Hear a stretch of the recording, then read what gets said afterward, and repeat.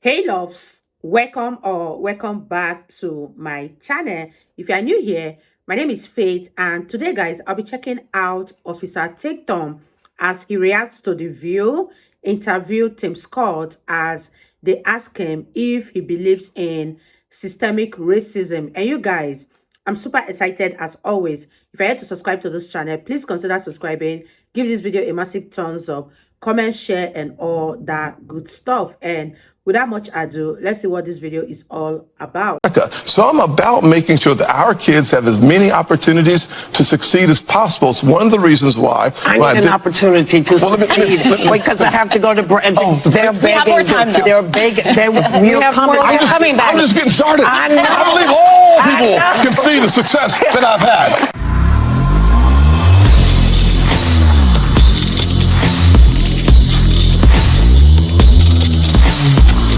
This video is brought to you by Prison Fellowship Angel Tree. Ladies and gentlemen, I'm about to jump out my chair. I'm so excited for what we have been able to do. Sending these young people whose parents are incarcerated to summer camp is literally making me so happy. These kids are going to be changed forever. This means more to me than my merch.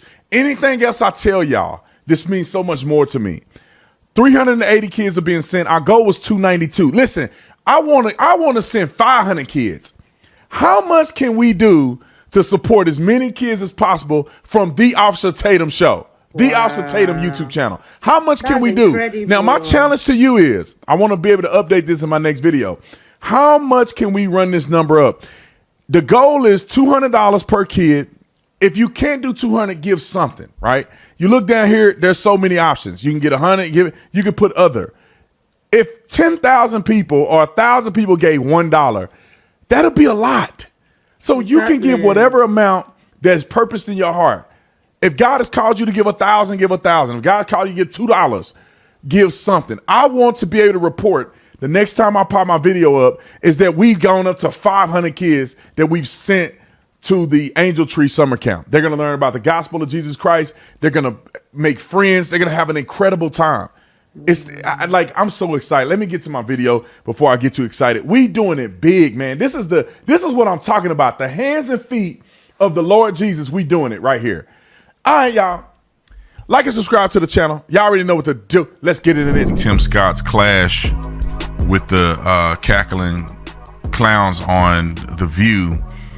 And the reason that I call them cackling clowns is because I feel like that they are a part of the degeneracy amongst culture because they're too intellectually lazy to do research and go up and beyond their previous belief systems to find the truth. And Tim Scott said a lot of incredible things on there, and I'm not a really big Tim Scott fan, to be honest. And I'm not against Tim Scott. I think he's an incredible man. I just like a little more far right, a little more Larry Elder when it comes to explicitly saying that racism in America is a farce. You have indicated that you don't believe in systemic racism. What is your definition of systemic racism? Let me answer the question that you've answered. Or does it even exist in your mind? Let me answer the question this way. One of the things I think about, and one of the reasons why I'm on the show, is because of the comments that were made, frankly, on this show, that the only way for a young African-American kid to be successful in this country is to be the exception and not the rule. That is a dangerous, offensive, disgusting message to send to our young people today, that the only way to succeed is by being the exception. I will tell you that if my life is the exception, I can't imagine. But it is. But it's not, actually. It's been 114 years. Yeah, so the fact of the matter is we've had an African-American president, African-American vice president. We've had 2 African-Americans to be secretaries of the state. In my home city, the police chief is an African-American who's now running for mayor. The head of the highway patrol for South Carolina is an African-American. Still in 1975, there was about 15% employment in the African-American community. community for the first time in the history of the country. It's under 5%. 40% homelessness. And 50% of African Americans. 50% of the folks in our community. Get 13% of the population. You had the chance to ask the question. I know that I've watched you on the show that you like people to be deferential and respectful, so I'm going to do the same thing. True. So here's what I'm going to suggest. I'm going to suggest the fact of the matter is that progress in America is palpable. It can be measured in generations. I look back at the fact that my grandfather, born in 1921 in Sally, South Carolina, when he was on a sidewalk, a white person was coming, he had to step off and not make eye contact. That man believed then, with some doubt now, in the goodness of America, because he believed that having faith in God, faith in himself, and faith in what the future could hold for his kids would unleash opportunities in ways that you cannot imagine. Every kid today can look, just change the stations and see how much progress has been made in this country. ABC, NBC, CBS, ESPN, CNN, Fox News all have African American and Hispanic hosts. So what I'm suggesting is that the yesterday's exception is today's rule. And for us to so suggest... America has met its promise. No, of course, the concept of America is that we are going to become a more perfect union. But in fact, the challenges that we face 50 years ago and 60 years ago should not be the same challenges that we face today. And here's the way that you measure that. When my mother was born, about 10% of African Americans got a high school degree, diploma. Today it's over 90%. When you look at the income success that we've had. That's an HBCU stat. Well, listen, HBCU stat is a good one, because one of the reasons why I took the funding for HBCUs to the highest level in the history of the country, and then I helped make it permanent, is because I believe that education is the closest thing to magic in America. So I'm about making sure that our kids have as many opportunities to succeed as possible. It's one of the reasons why I need an opportunity to succeed. Wait, because I have to go to they're begging. We have more time, though. They're begging. You're coming. Coming back. I'm just getting started. I know. I believe all people can see the success that I've had. We'll be right back. Okay. I'm sorry. There's a lot of successful black people that apply themselves. It's not an anomaly. That's true. It's not like you see a black man in a suit that's successful. Oh my God, I'm shocked. There's black people that are successful. That's not the case. There's a lot of knuckleheads out there that ruin the reputation of good, solid, respectable black men in America. But, you know, people that are on The View, they are the ones who try to perpetuate. I just say it like this. Black people's own worst enemy is other black people. It is. And then second is the white liberal. The worst enemy of the black man in America is first the black man, second the white liberal. And both of them are influenced by the devil. The ones who are perpetuating the cycle of confusion. Not everybody, right? But the ones who are perpetuating are of the devil. If you look in the mirror as a young black man in America growing up, who's the first person to tell you you ain't never gonna be nothing? It's another black man or a black woman, probably your single mother, telling you ain't never gonna be nothing. You just like your daddy. Or you get to the school and your peers are telling you, oh, you're trying to be white because you're trying to actually get an education and get out the ghetto. Many times this happens. Not every black person is born in the hood, so I'm not talking about every black person. But I'm giving you a glimpse into the beginning of the victimization of young black people. They're being victimized by their own people first.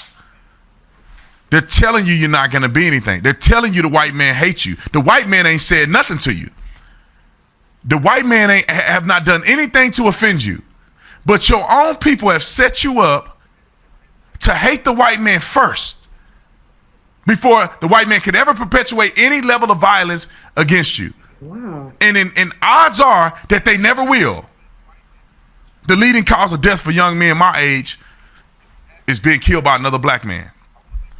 Not by anything that involves white people. The education system, the corrupt, the cities that are in shambles, run by Democrats. And many of these cities, the leaders are black. And they run these cities down to the ground. And they turn around and blame the white man for 200 years ago. It's asinine to me. I want to make this very clear. racism in America, pervasive racism that will cause young black men to be at a disadvantage, do not exist in America. It's your own people that's doing you like this. It's your own kind. And Tupac said the same thing. He said, they say it's the white man I should fear, but it's my own kind doing all the killing here.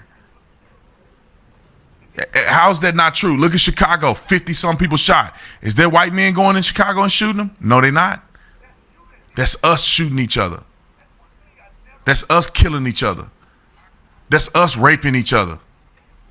That's us abusing our children, not being fathers in the home. That's us doing that. Selling dope to your own brother. Don't blame the white man. You took the drugs and cooked it, and then went out and sold it to your brother and watched him die as you feed them drugs every week. That's you that did that. That's one thing I never understand, because I grew up in and around the hood my whole life, or at least my whole youth, until I became 18 and I went to college and got out of it. But I used to watch the drug dealers in the community, and they were superstars. But then one day, I was getting my car washed by them crackheads, because at the car wash, you get a crackhead, $5, $10, man, he'll detail your whole car. And I was getting ready to get my car washed. I drive around the back of the car wash, and I saw a brother smoking crack. I saw that crackhead that I give money to actually smoking crack, and it did something to me. It hurt me. I said, I cannot believe that I'm funding my brother killing himself. But young, I won't say young, but black leaders refuse to be honest about this. And the condition of black people will never change in America unless black people change it. Hold the phone. I'll be back after the break.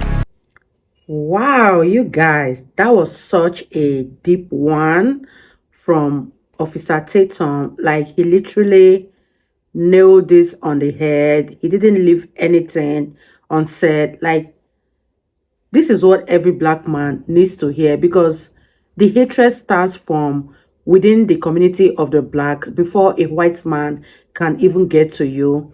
The message has already been passed within the community. I really agreed with what Officer Tatum said, and I want to throw it to you guys in the comment section. Let me know what you think and feel about what he said in this video. Do you agree with him? For me, I agree with everything he said, because this is nothing but the truth, and I had fun reacting to him. He spilled the tea that needed to be spilled, and this was so good.